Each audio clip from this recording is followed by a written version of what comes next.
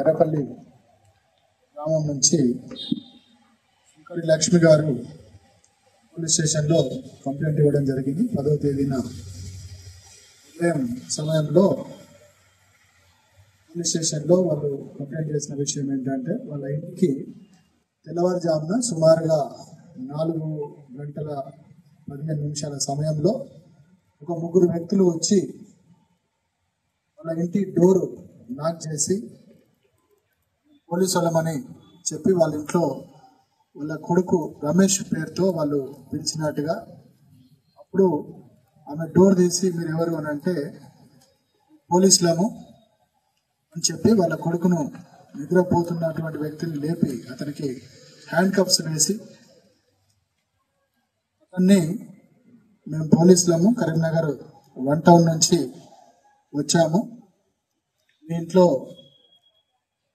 దొంగ నోట్లు ఉన్నాయి అనే సమాచారం మాకుంది, మీ ఇల్లు సెర్చ్ చేయాలని చెప్పి వాళ్ళ ఇల్లు సెర్చ్ చేసిన సందర్భంలో బీరువా కూడా ఓపెన్ చేయించి బీరువాలో ఉన్నటువంటి గోల్డ్ అదేవిధంగా 10,000 రూపాయల క్యాష్ కూడా వాళ్ళ ఇంట్లోంచి వాళ్ళని బెదిరించి తీసుకుపోయి, ఒకవేళ అవి ఆ బ్యాగ్ సంబంధించిన గోల్డ్ తర్వాత క్యాష్ వాటికి సంబంధించి మీరు తీసుకోవడానికి తెల్లవారిన తర్వాత ఉదయం సమయంలో కరీంనగర్ 1 టౌన్కి వచ్చి అక్కడ పూర్తిగా మీ వివరాలని చెప్పి తీసుకెళ్లాలని వాళ్ళు బెదిరించి వెళ్ళినట్టుగా కంప్లైంట్ వచ్చింది.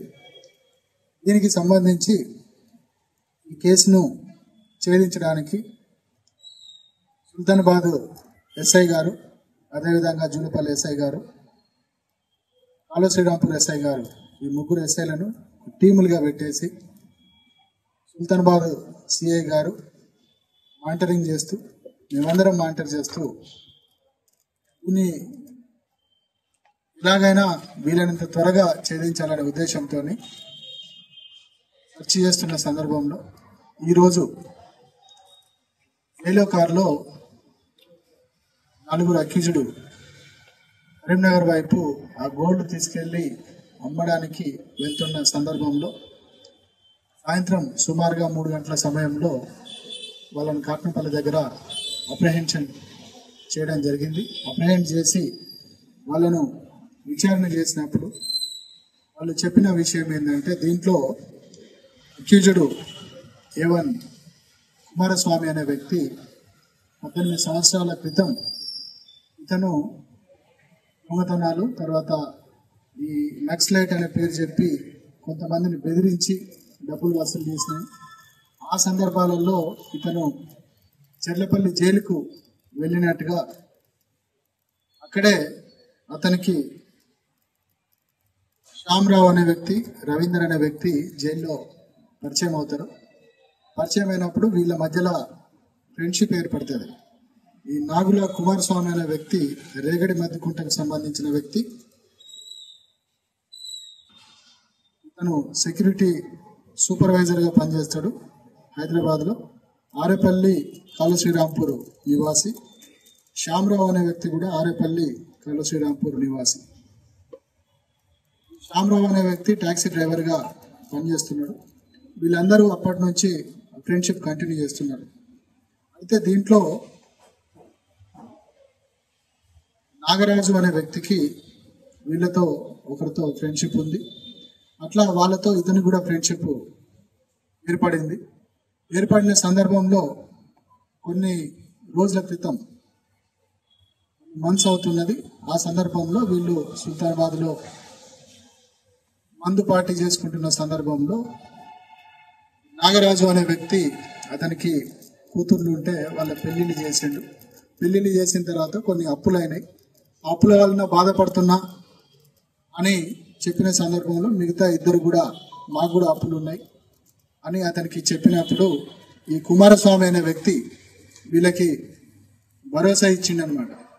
మనము ఏదన్నా పోలీసులమని చెప్పి, నేను గతంలో నక్సలైట్ అని చెప్పి బెదిరించి పోలీసులమని చెప్పి మనము బెదిరించి తీసుకోవచ్చు అని వాళ్ళకి చెప్పి ఇతను ఆన్లైన్లో హ్యాండ్ కప్స్ పర్చేజ్ చేస్తాడు.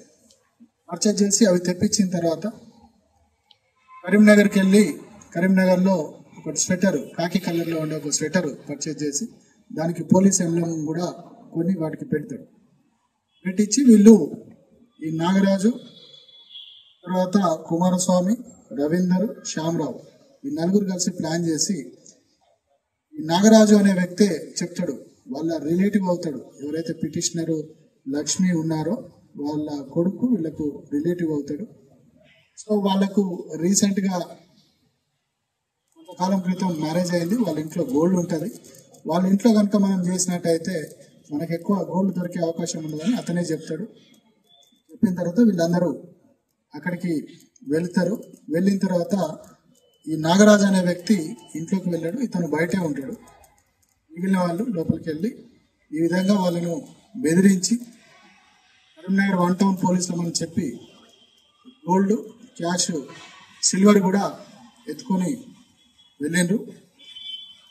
ఈ సందర్భంలో పట్టుకొని వెరిఫై చేసినప్పుడు వీళ్ళ దగ్గర మొత్తంగా 115 గ్రాముల బంగారం, 472 గ్రాముల సిల్వర్, 10,000 రూపాయలు రికవర్ చేయడం జరిగింది. ఇప్పుడు మీరు బోర్డు మీద చూస్తున్నటువంటి ఒకటి చైన్, తర్వాత బ్లాక్ పూసలు గల బంగారం గుండ్లు చైన్, నాన్ బిస్కెట్ గోల్డ్, తర్వాత రింగ్స్, ఇవన్నీ కూడా అక్కడ ఉన్నాయి.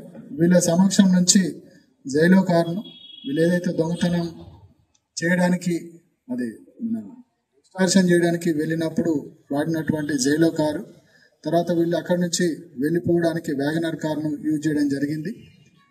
వీళ్ళు చేస్తున్న సందర్భంలో బయట ఎవరైనా వస్తున్నారా అని చూడడం కోసం నాగరాజు అనే వ్యక్తి టీవీఎస్ ఎక్సెల్ మీద ఆ ఏరియా అంతా కూడా తిరిగి చూసుకోవడం జరిగింది. వీటిని సీజ్ చేయడం జరిగింది. హ్యాండ్ కప్స్ను, గ్లోవ్స్ను సీజ్ చేయడం జరిగింది. స్వెటర్ను విత్ లోగా ఏవైతే ఉన్నాయో వాటిని కూడా సీజ్ చేయడం జరిగింది. చరిత్ర సృష్టించినోడు ఇప్పుడు ఆ చరిత్రని తిరగరాయబోతున్నాడు. అబద్ధాల గోడల్ని బద్దలు కొట్టి నిజాలను రాగా మీ ముందుంచబోతున్నాడు. నిజమైన వార్తల కోసం వెంటనే డౌన్లోడ్ చేసుకోండి రా యాప్ని.